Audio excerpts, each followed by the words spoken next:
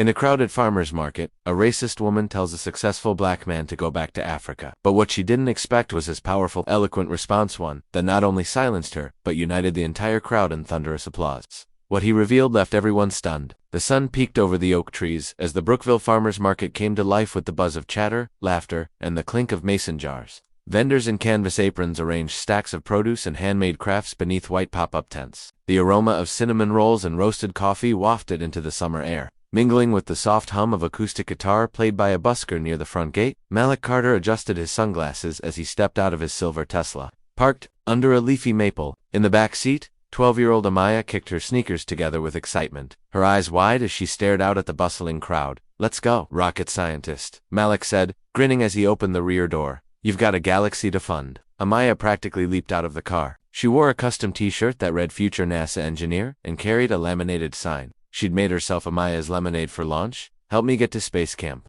Underneath, a bold line in pink marker read, $200 to go. Malik opened the trunk, lifting out a folding table, a cooler filled with ice and bottled lemonade, and a stack of small cups for samples. As he and Amaya made their way through the lot, several familiar faces waved or offered friendly nods. Brookville wasn't exactly diverse, but Malik had lived here for 6 years now. He owned a home on Rose Avenue, ran a thriving tech firm downtown, and was generally respected in the community. "Uncle Malik, look, over there, next to the flower booth. That spot has shade." "Perfect choice," he said, handing her the cooler and flashing a proud smile. "Let's set up shop." They unpacked quickly, arranging the stand with practiced ease. Amaya placed each lemonade bottle with precision raspberry classic and lavender mint while Malik connected her iPad to a small card reader. "All right, Ms. Entrepreneur," he said, squatting beside her. "Remember what we practiced. Smile, eye contact, and confidence." "Got it," she chirped. "Lemonade's not just a drink, it's a dream in a bottle." Malik chuckled.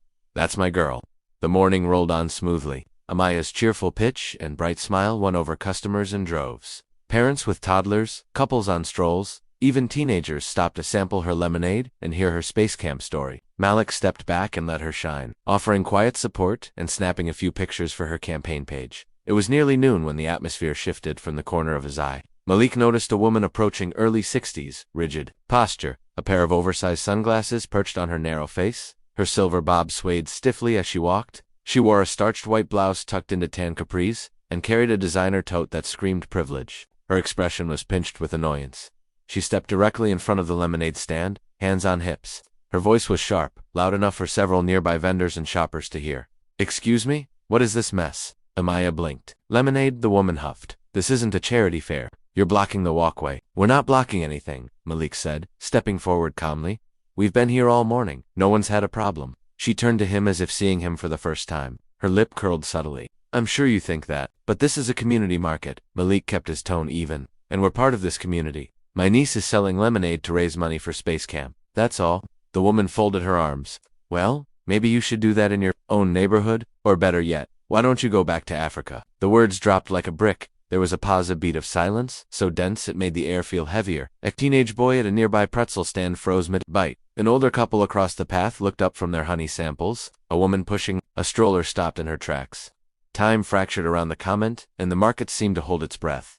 Malik blinked slowly. His heart thudded once, hard. Amaya stared up at him, confusion knitting her brow. "Uncle, what does she mean?" He looked down at his niece, then up at the woman. She seemed emboldened by the silence. "I'm just saying what everyone else is thinking," she added. "People like you come into places like this and act like you own it." Malik felt the heat rising in his chest, but not anger. Not yet. Not rage. Something deeper. A sadness maybe. Or weariness. He had heard versions of this all his life in school, in college, even in boardrooms where he was the only black executive in the room. But never had someone said it this plainly, this publicly, and in front of his niece. He breathed in through his nose, then out. "I want you to say that again," he said, loud enough for everyone within earshot to hear. "Just so we're all clear." The woman seemed taken aback by the request, but she held her ground. "I said," she repeated, with exaggerated slowness, "why don't you go back to Africa?" Murmurs rose from the crowd. Someone whispered, "Did she just say that?"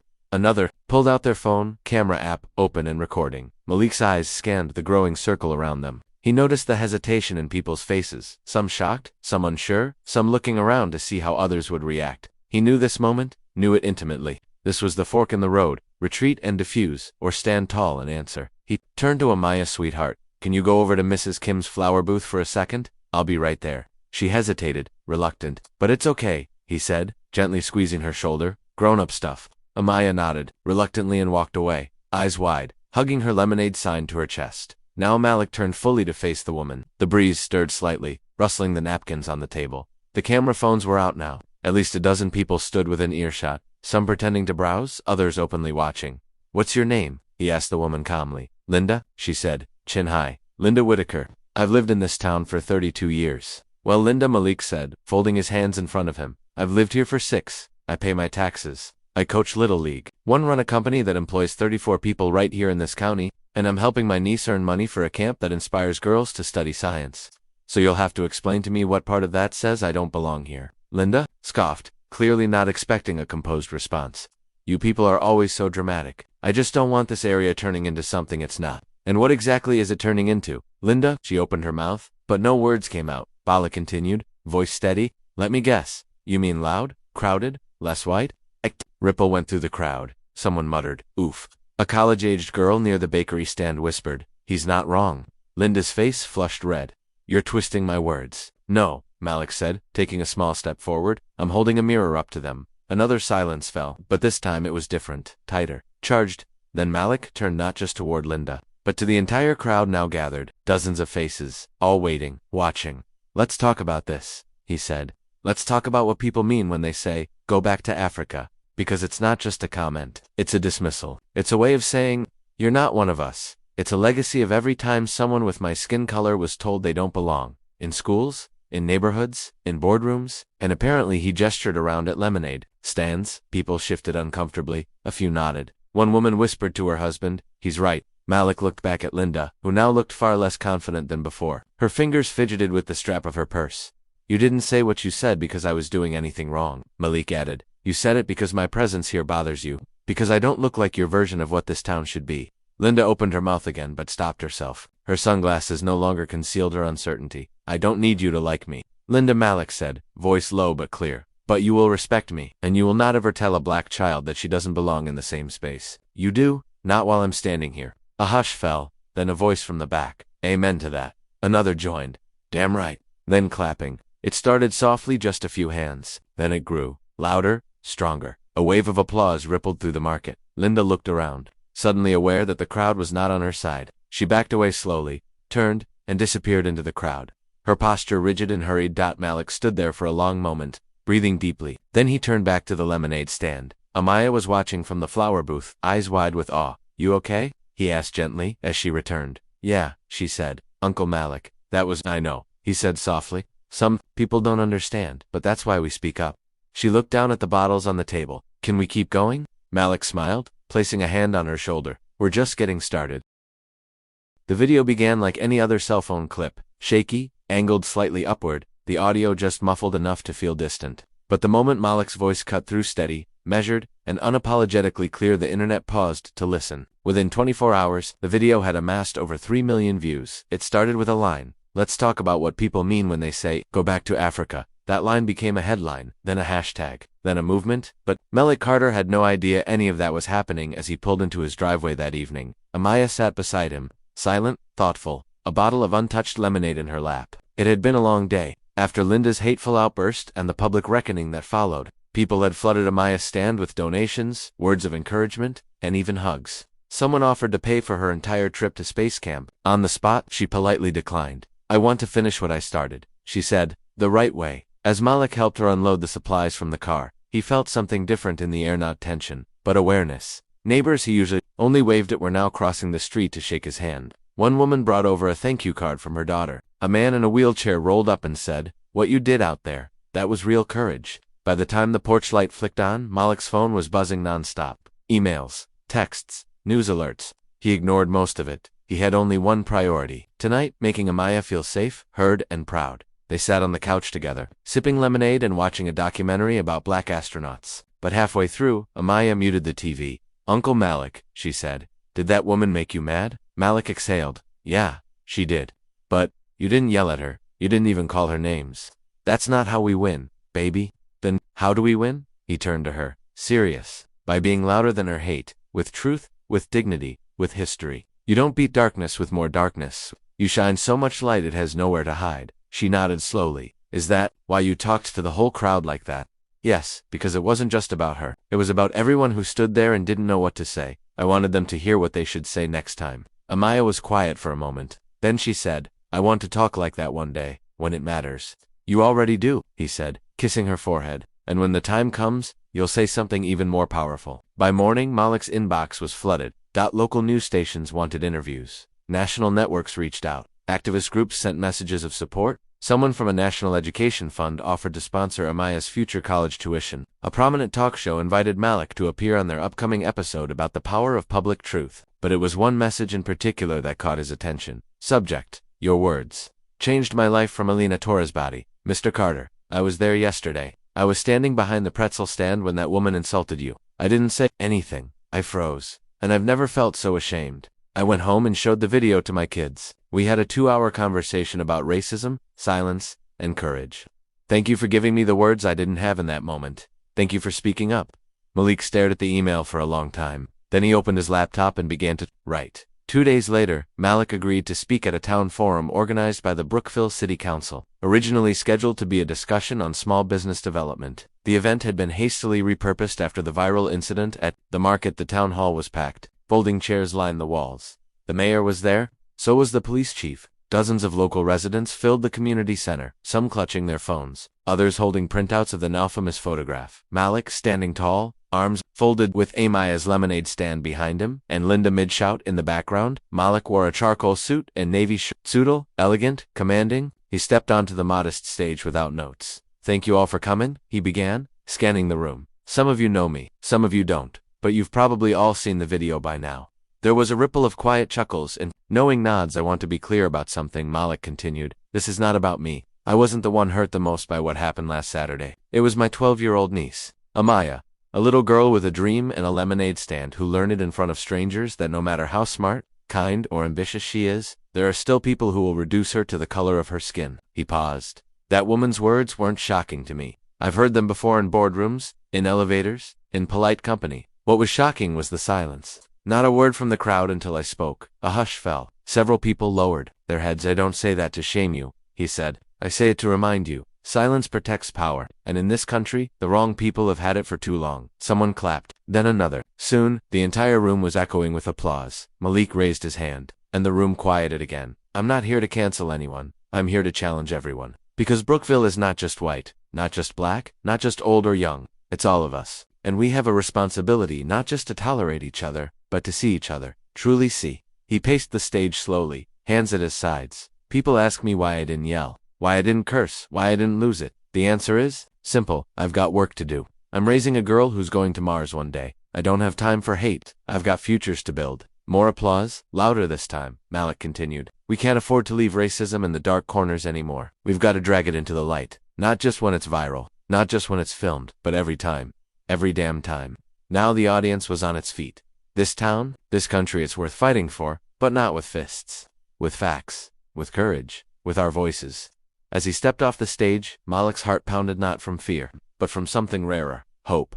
That night, the video of his town hall speech spread even faster than the first. A media outlet dubbed him the lemonade stand orator. Hashtags exploded, hashtag speak like Malik, hashtag more than lemonade, and hashtag go forward not back. Dart journalists tracked down Linda Whitaker for comment. She declined interviews, citing harassment and public shaming, but a leaked email from her neighborhood association revealed that several members had asked her to resign from the board. Others wrote open letters condemning her views. At first, Malik stayed quiet. He wasn't interested in revenge, but the tide was turning. And not just in Brookville, churches began playing clips of his speech. A community college invited him to deliver their commencement address. A black principal in Ohio started a weekly reading group based on speeches by contemporary leaders, beginning with Malik's. Even a retired senator posted a tweet that read, "When a black man with truth and dignity speaks, America listens. We need more Maliks." Malik's phone buzzed with requests from nonprofits, civil rights groups, educators, even corporations, but it wasn't until the email from NASA arrived that he sat back in his chair and truly exhaled. Subject: Future. Astronauts need role models. The email invited Amaya and Malik to visit the Kennedy Space Center for a tour, a meeting with black aerospace engineers,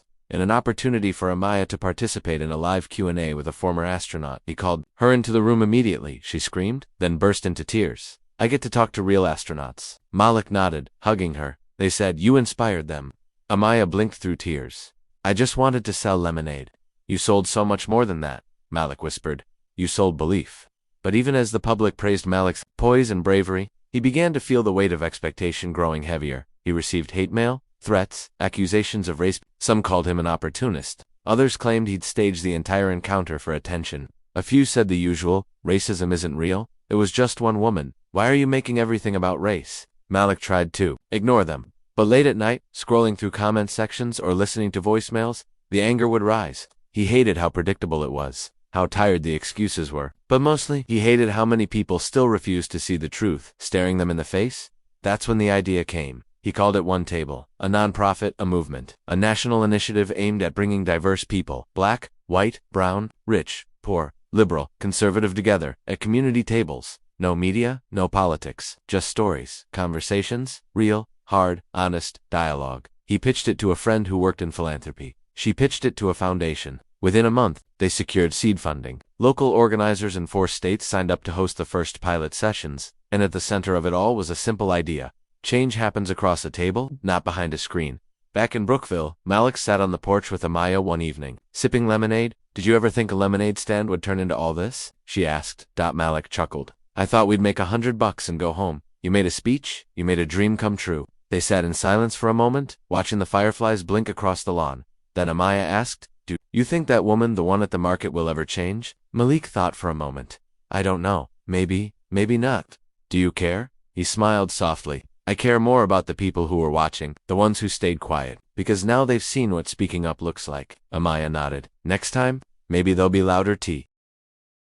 1 year later, the same Brookville farmers market was in full bloom, against sun shining bright, white tents fluttering in the breeze, children laughing between rows of vendors. But this time, something was different.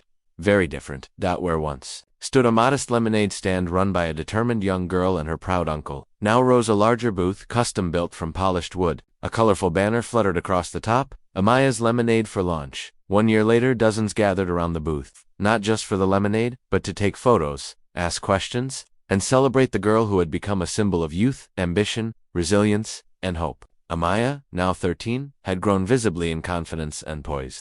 She stood behind the booth with her astronaut helmet beside her, answering questions from curious children, signing copies of a short children's book she'd written about her journey, lemonade, and liftoff. But amid all the bustle, one figure remained constant: Malik Carter. He stood nearby in a crisp navy suit, sleeves rolled to his elbows, speaking with community leaders, shaking hands, and answering questions from a local journalist filming a segment titled, From Racism to Reform, Brookville's Journey Through One Voice. The anniversary was not just symbolic, it marked a pivotal shift in the town's identity and culture. In the 12 months since that explosive confrontation at the lemonade stand, something remarkable had unfolded, not just in Brookville, but far beyond it. It began with One Table. When Malik launched his nonprofit, One Table, he never imagined how quickly it would spread. What started as a small group meeting in the back of a church hall turned into a national program. The model was simple: 10 people, one table, an honest, guided dialogue.